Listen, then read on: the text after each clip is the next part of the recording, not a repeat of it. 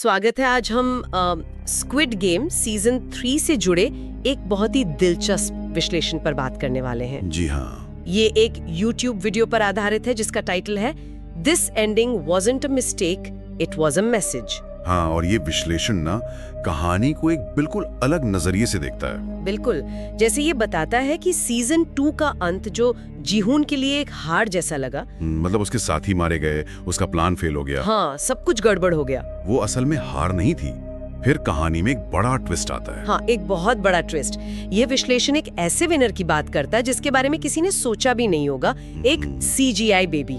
एक CGI baby. हाँ, और इसी पॉइंट के आसपास ये पूरी पड़ताल घूमती है। चलिए इस पर थोड़ी गहराई से बात करते हैं। एक CGI बेबी का जीतना, ये तो मतलब चौंकाने वाला है ना? हाँ। तो जीहून, जिसका मिशन था कि वो गेम खत्म करेगा, वो अचानक इस बच्चे को बचाने में लग जाता है। ये कैसे हुआ? हाँ, देखिए, विश्लेषण कहता है कि ये जीहून के कैरेक्टर का एक तरह से नेचुरल प्रोग्रेशन है। अच्छा, उसका मिशन बदल जाता है। अब वो बदला नहीं लेना चाहता बल्कि रक्षा करना चाहता है उस बच्चे के। हाँ, उस बच्चे की। वो उसे कंधे पर उठाकर फिनिश लाइन पार करता है, लेकिन खुद एलिमिनेट हो जाता है। तो ये जीत हार वाली बात नहीं रह जाती। ये ट्रॉफी या पैसे की जीत नहीं है, ये इंसानियत की लड़ाई बन जाती है। खुद को एलिमिनेट करके बच्चे को जिताना बिना कुछ हासिल किए। ये वाकई जीहून के स्वभाव से जुड़ता है। जो हमने देखा है, वो हमेशा दूसरों का दर्द महसूस करता था। बिल्कुल, और उसका ये बलिदान ये दिखाता है कि कभी-कभी इतनी क्रूरता के बीच भी इंसानियत जीत सकती है, भले ही वो हार जैसी दिखे। हार में जीत, जैसा सोर्स कहता है। हाँ, बिल्कुल। पर यह भी है कि क्या सिस्टम बदला? शायद नहीं। ये एक व्यक्तिगत जीत है। ये एक अहम पॉइंट है।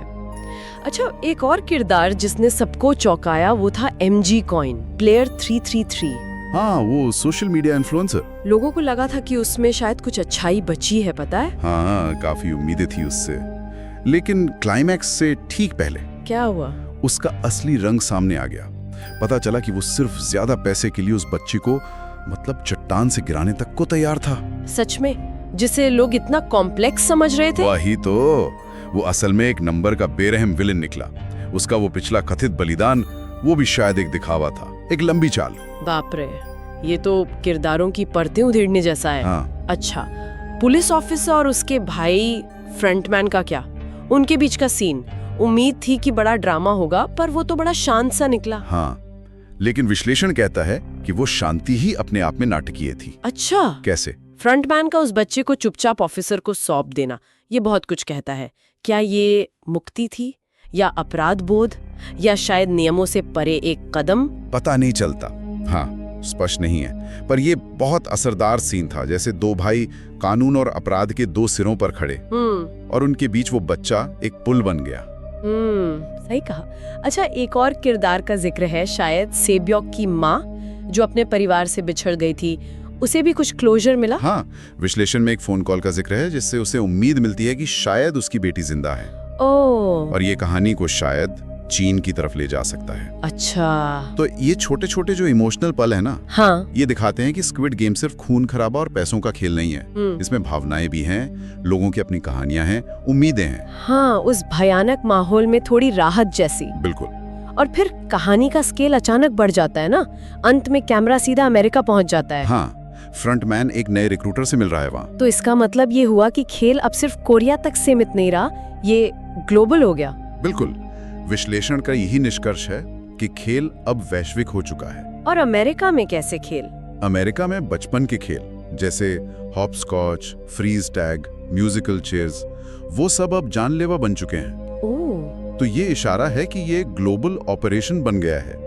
अमीरों के मनोरंजन के लिए शायद एक मनोवैज्ञानिक युद्ध का नया और ज्यादा डरावना रूप। तो अगर हम इस विश्लेषण के मुख्य पॉइंट्स को समेटें, एक अप्रत्याशित बेबी विनर जो खेल के मायने बदल देता है। हाँ।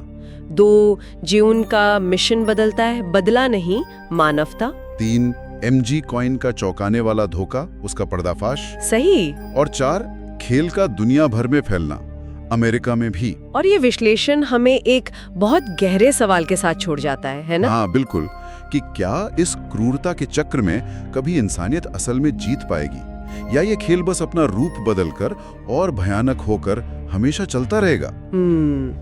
ऐसा लगता है ये खेल कभी रुकता नहीं, बस इवॉल्व होता है, विकसित होता है। सोचने वाली बात है, क्या हमारे अपने समाज के जो खेल हैं, क्या वो भी अनजाने में किसी ऐसे ही बड़े अदृश्य सिस्टम का हिस्सा हैं? बिल्कुल, ये एक ऐसा विचार है जो दर्शकों को सोचने पर मजबूर करता है।